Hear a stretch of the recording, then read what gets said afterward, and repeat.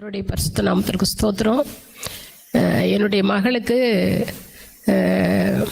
கர்ப்பப்பையில் 2 கிலோ அளவுக்கு கட்டி இருக்குன்னு சொல்லிட்டு கடந்த வாரத்தில் சொன்னாங்க. அப்போ நான் ஸ்டெல்லா விட்டு ப்ரேயரில் ஐயாக்கிட்ட சொன்னேன். என்கிட்ட அவங்க கேட்டாங்க, எங்கள் மகன் ரொம்ப பயப்படுறாங்கய்யா, கொஞ்சம் குண்டாக இருப்பாங்க, 2 கிலோன்றது எவ்வளோ பெருசு இருக்குன்னு லேடிஸுக்கு தெரியும். ரொம்ப கஷ்டப்பட்டாங்க. அவங்களுக்கு நிறைய வேலைக்கு போகிறாங்க வர்றாங்க எல்லாமே செய்கிறாங்க, ஆனால் அதனால எந்த ப்ராப்ளம் இல்லாத இருந்தது. திடீர்னு அவங்க டெஸ்ட் பண்ணும்போது அந்த மாதிரி சொல்லிட்டாங்க. அதுலேருந்து அவங்களுக்கு ஒரு வாரமாக ரொம்ப பயம் வந்துடுச்சு. நாங்கள் பாஸ்டர்கிட்ட சொன்னோம், ஒன்றுமே இருக்காது நீங்கள் போங்க அப்படின்னு மட்டும்தான் சொன்னாங்க. நாங்களே எல்லாருமா சேர்ந்து ஜெபம் பண்ணோம். இன்றைக்கி காலையில் நான் நேராக ஆஸ்பத்திரியிலேருந்து நான் இங்கே வந்திருக்கேன்.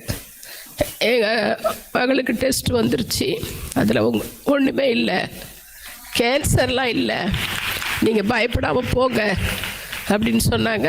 நான் நேராக பஸ்ஸை விட்டு இறங்கி நேராக இங்கே நான் ப்ரேயருக்கு வந்துட்டேன்.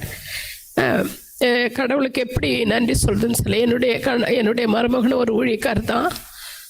ஊழியக்காரருடைய சுகத்தை விரும்புகிறவர் கர்த்தர். அதனால் நாங்கள் வெட்கப்பட்டு போகக்கூடாது சாமி அப்படின்னு சொல்லி நாங்கள் மாத்திரம் இல்லை, அநேகர் ஜெபிச்சாங்க. கடந்த வாரத்தில் அருமையான போதகர் மத்தியில் நாங்கள் சொல்லும்போது பயப்படாதீங்க, ஒன்றும் இருக்காது அப்படின்னு ஒரு வார்த்தை சொன்னாங்க. இன்றைக்கி காலையில் தான் அந்த டெஸ்ட் வந்துச்சு, ஒன்றும் இல்லைன்னு சொல்லி வந்திருக்கு. அதுக்காக நாங்கள் கடவுளுக்கு அதிகமாக நன்றி சொல்கிறோம். அது சனிக்கிழமை அல்லது வெள்ளிக்கிழமை ஆப்ரேஷன் இருக்குன்னு சொல்லியிருக்காங்க. அதுவும் நல்ல பரிபூரண சுகம் கிடைக்கணும் மகளுக்குன்ட்டு நீங்கள் தொடர்ந்து எங்களுக்காக ஜெபம் பண்ணுங்க. கர்த்தருடைய நாமம் தொடர்ந்து எங்கள் குடும்பத்து நிமித்தம், பிள்ளைகள் நிமித்தம், ஊழியக்கார நிமித்தமும் மகிமைப்படும். ஆமென்.